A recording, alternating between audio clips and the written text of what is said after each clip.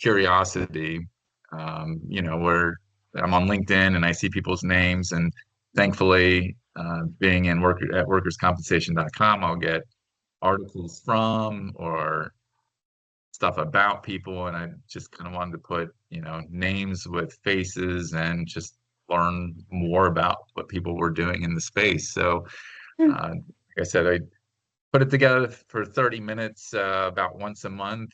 If you can't stay the whole time, that's fine. If you have to miss one, that's fine. We do them every month just so that we hopefully connect with everyone.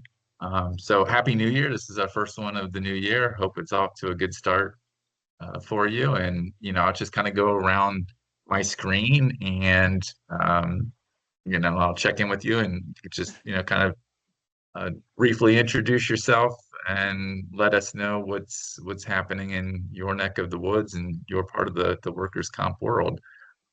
So let's see. On my screen, first up is Andrew Bloom. How are you, Andrew? Hi, Frank. I'm well, thank you. Hope everyone's New Year's are off to a great start. Um, for those familiar faces, hi again. Hi, Donna.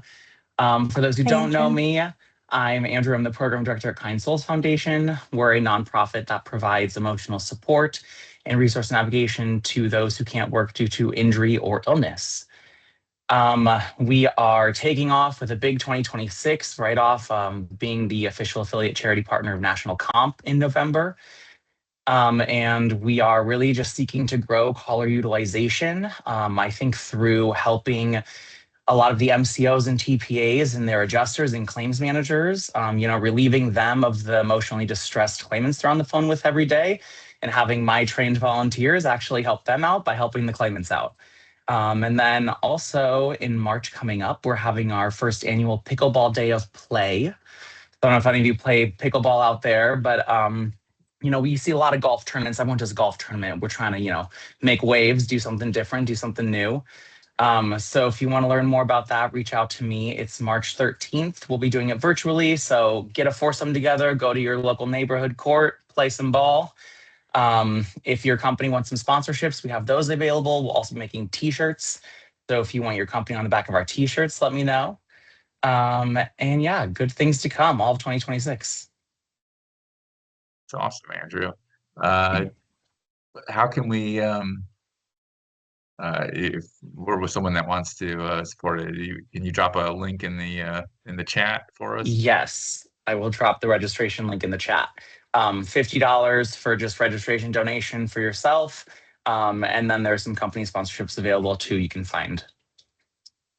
And will you, I probably know the answer to this, but just to set you up, Cocktails and Connections will be happening several times this year again. So we're really reducing our conference schedule.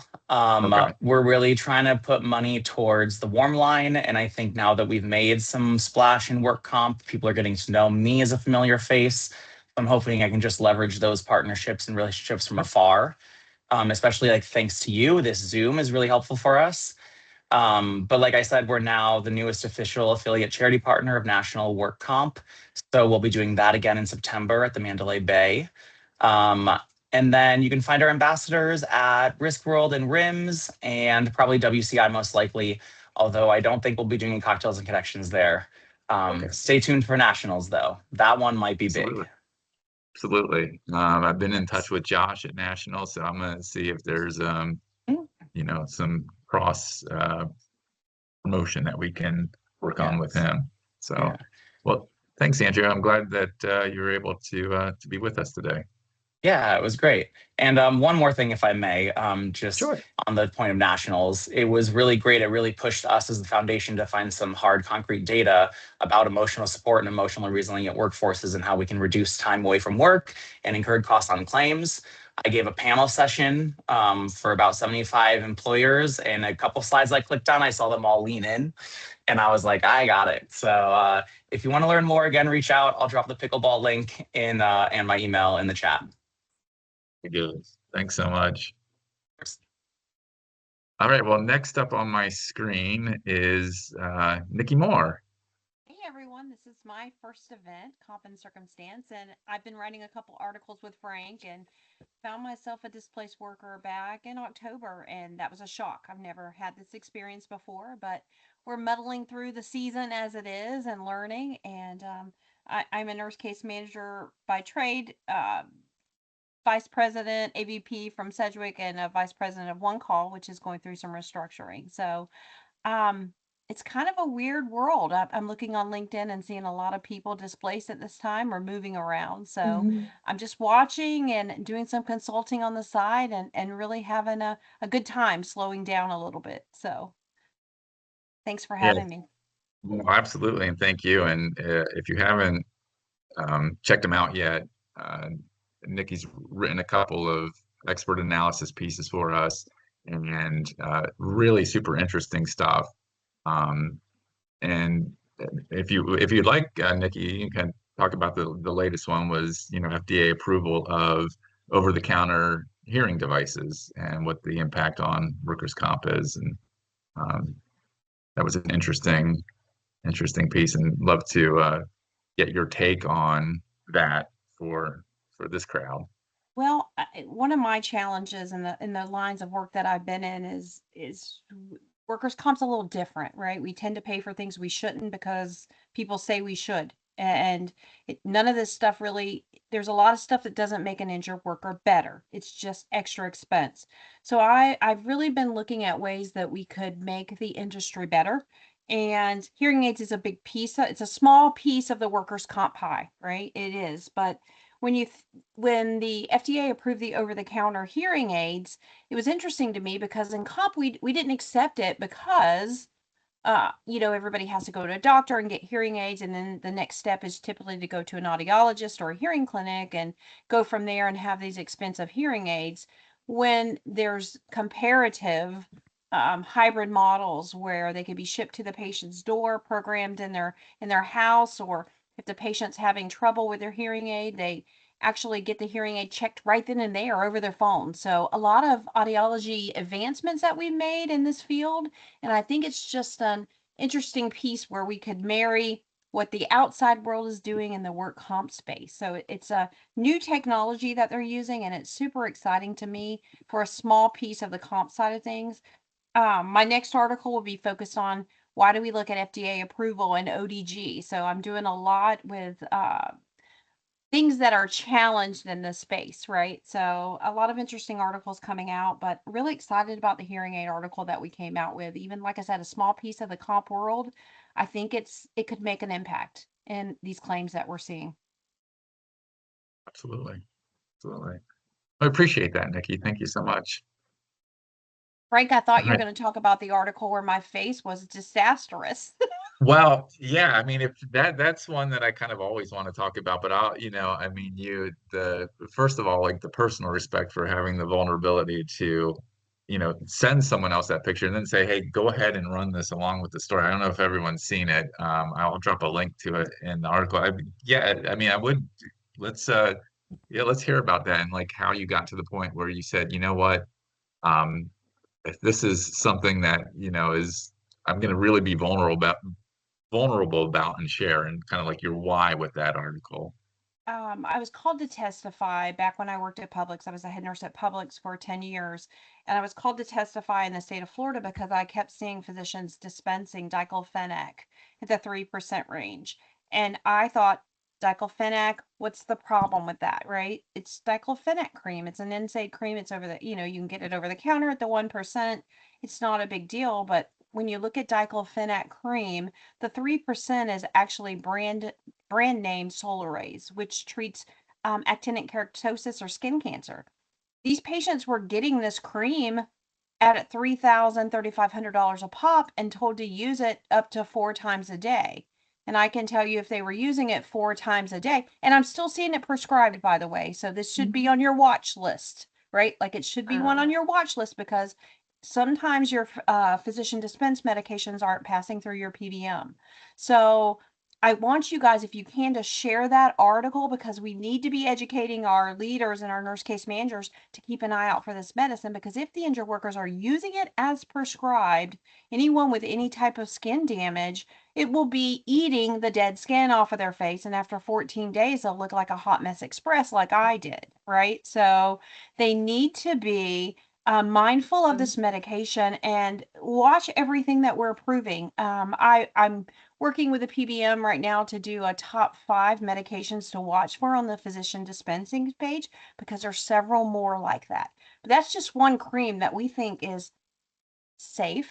We think it's harmless. It's an NSAID cream over the, like I said, and it's not. So like I said, when I challenge to do better in this world of work comp, we need to be looking at these little things that are harming our injured workers, or they're not using it. So yeah, I dropped a link there. So if when you have a chance, that's a good one. That one's definitely worth reading, and definitely Nikki got a lot of. I mean, you've done very good at getting a lot of attention. You have a knack for getting readers, so we appreciate that. The first one, especially with the headline that you sent, that was wonderful. Leakage, penetration, and backdoor was the headline, and that got us all kinds of comments and adulations far and wide. So good stuff there. I appreciate it. I'm glad to be here, and thank you guys for having me. I can't wait to meet you all. Oh yeah, absolutely. Let's see. Well, next on my little rotation here is Donna Check. Donna, how are you? I am I'm well. I have some news. Okay. I I learned a new word last week for myself. It's widow. My husband, after really suffering for what I would call almost a year, and then when I think about it now, it was probably for a much longer period of time, because he was just worried about himself all the time. He was a little bit of a hypochondriac, but that can make you afraid of death. So, but anyway, I learned the new word, and I'm adjusting to the new word.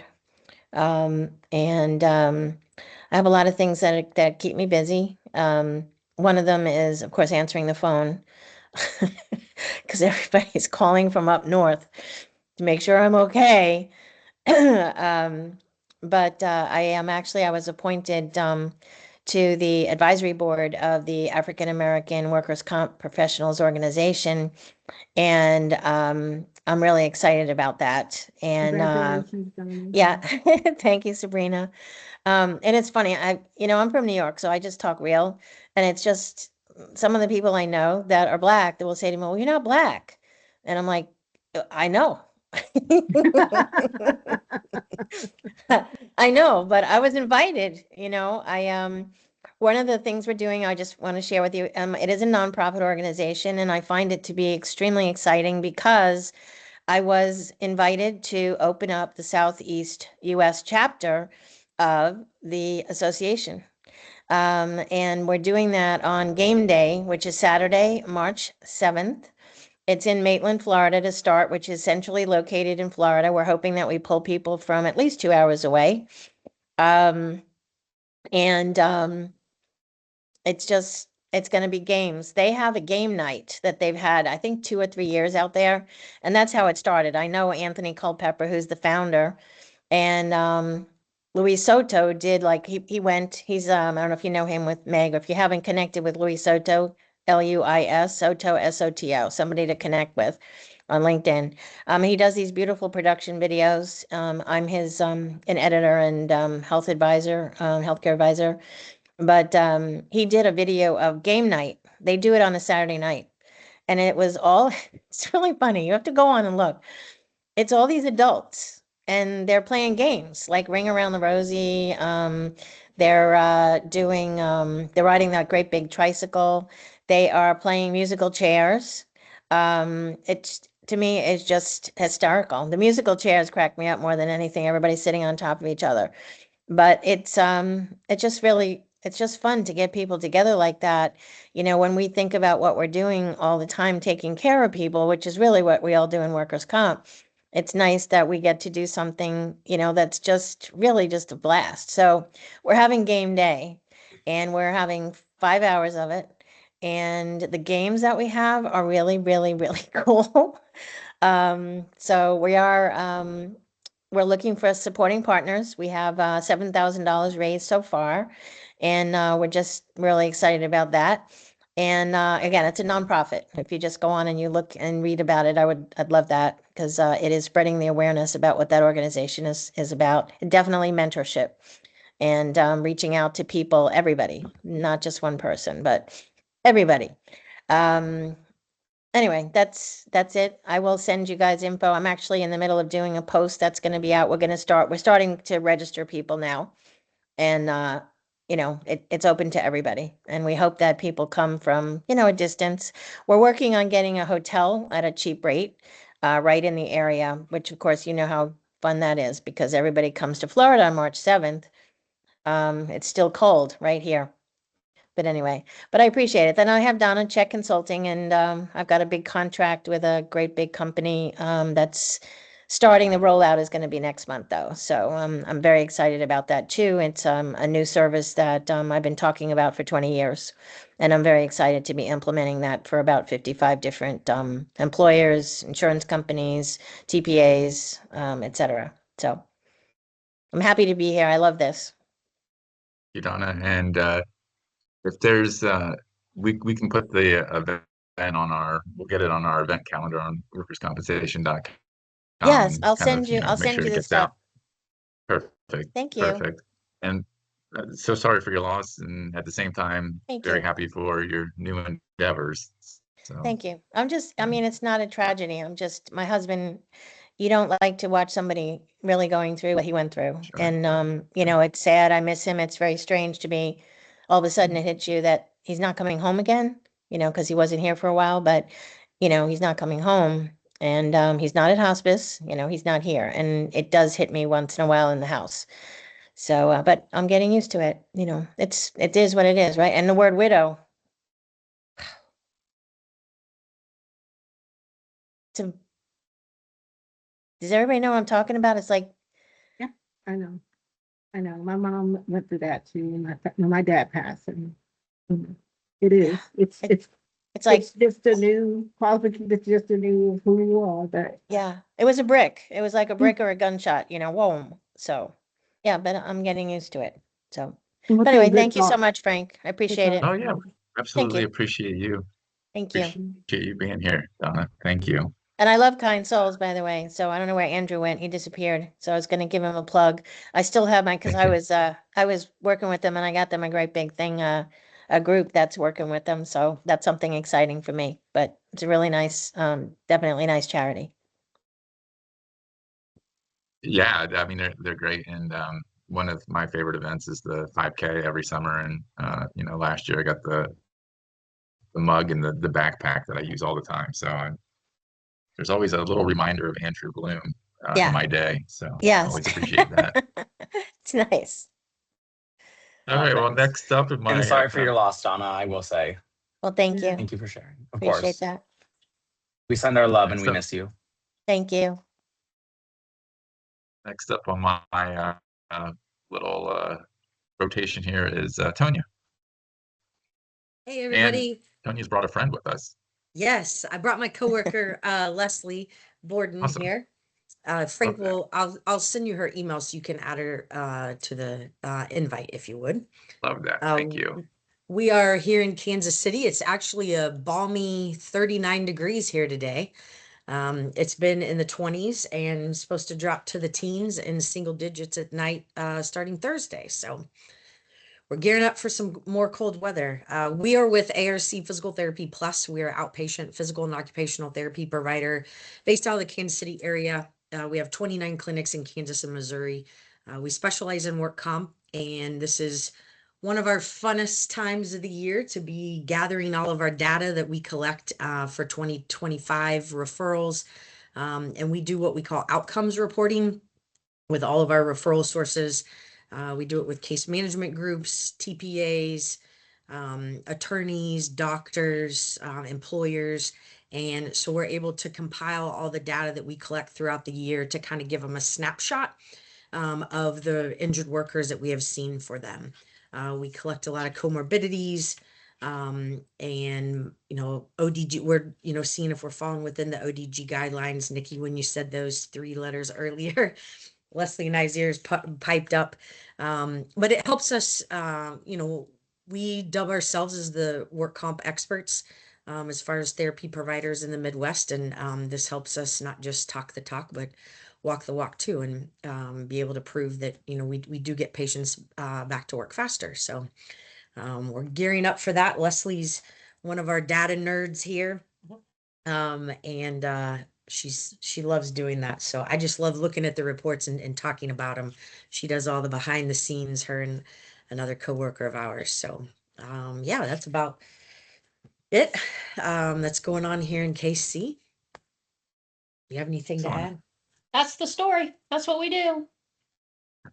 Everybody wants to say they're the best at what they do. And so the data part came into how do you, every physical therapy says, well, we're the best. And so how do you back that up? And so that's how we started getting into crunching numbers and trying to find a standard. And that's what led us to ODG. And so how can you, say, well, we really do meet ODG guidelines in most cases. And then if we don't, why not? And we dig into the claim and try to figure it out. Like maybe there's a ton of comorbidities, or maybe there's, this patient was hurt 3 years ago, and now you want us to clean up this mess and make it all better in 9 visits. That's probably not going to happen.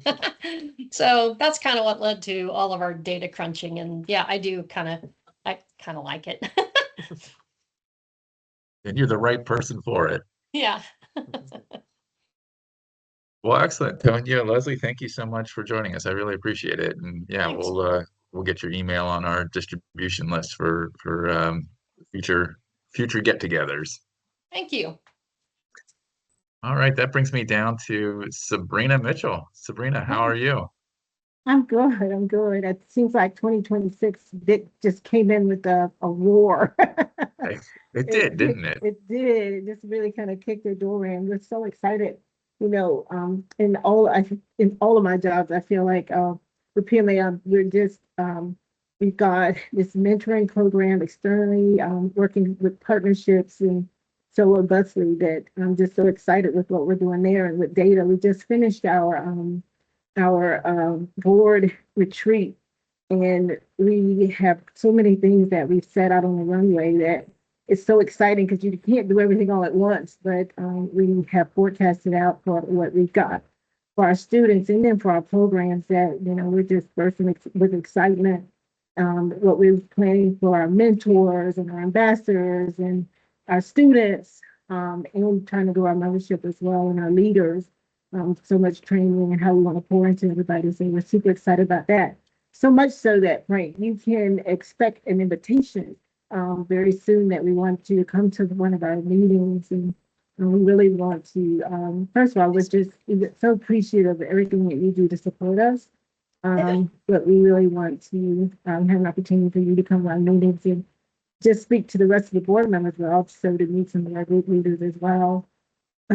We do so much work with just that, but then we have so much work, and Donna, the work that we do with the prayer breakfast, and I appreciate you because you're such an ardent supporter of ours.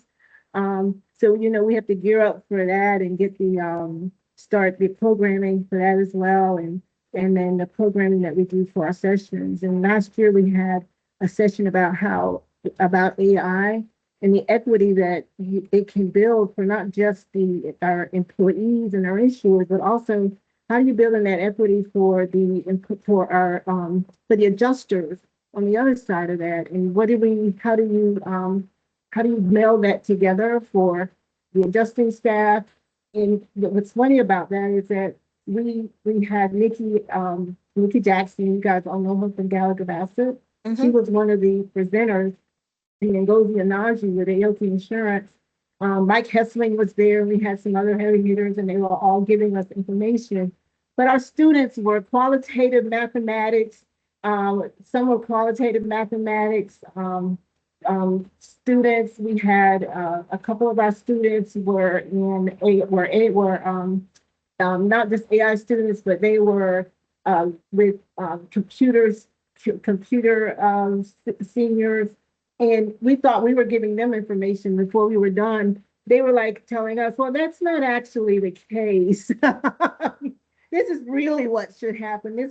So they were actually feeding it to us and giving us, real world information. Like, this is what was kind of hot off the presses as far as, what AI was, where AI was really going to take us.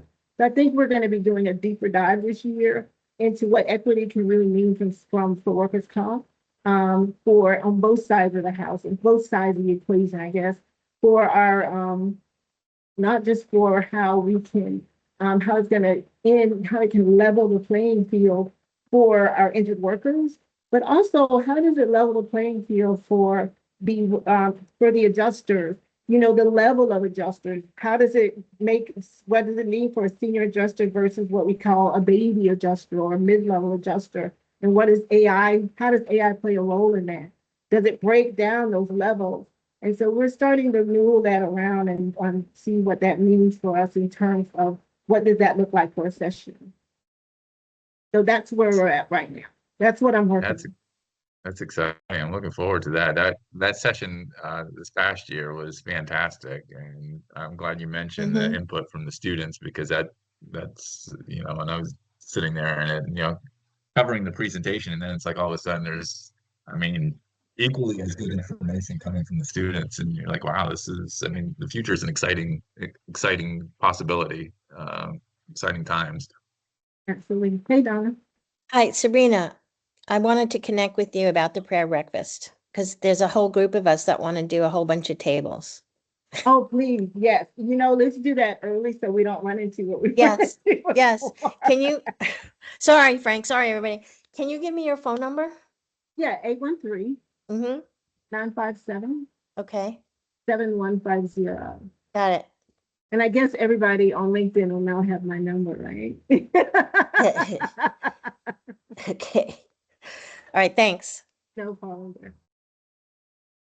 And Appreciate I've got that. to jump. I've got a 3:00 that they're waiting to present a file to me. But it's always so good to see and meet everybody. And hit me up on LinkedIn, or like the kids say, like slide into my DMs or whatever. I look forward to talking to everybody. All right. Have a great day, everybody. Thanks, Sabrina. Appreciate you. Bye, Sabrina. All right, and that last but not least, Rogers, how are you? Hey Frank, I'm good. How are you? Good. What's new? What's new in your neck of the woods? Hi guys. Happy New Year. And what's happening in my world is, so what I do is I handle the workers' comp, Florida workers' comp for one of the clinic, and one of the trend which I see is the increased scrutiny around the documentation for medical necessity. So what happens is when we send the bills to the payer, they scrutinize the bill for the documentation requiring the medical necessity. It could be the W-9 form or the clinical notes or the progress notes. So this I have been seeing for the past 3 months. So yes, that is one of the things which is happening in our side of the world.